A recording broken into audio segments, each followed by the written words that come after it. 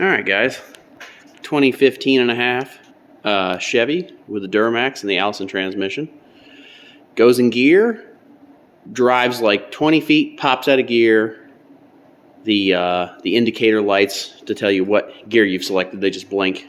All you need to do is put it back in park and then put it back into whatever gear, and it'll go another 20 feet and then stop.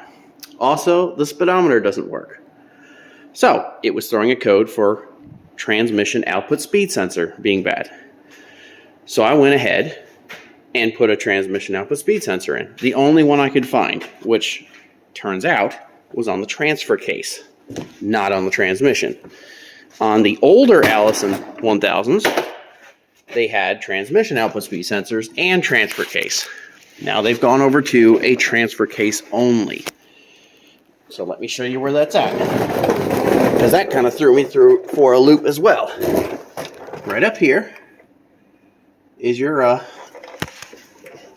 that is what's considered your transmission output speed sensor, even though it's on the transfer case. There's only one other sensor on the transmission. It's all the way at the front. I assume that's the input shaft speed sensor. So here's the trick. I put the new sensor in, got it from the dealer. Didn't solve anything. There's still no speedometer, and it still pops out of gear. So I thought I maybe got the wrong sensor because, you know, it's in the wrong position. We got a scan tool on there, deleted codes, relearned the transmission, tested plugs, wires. This thing was throwing me for a loop. We're getting no signal from this transmission output speed sensor, and it still has the same problem.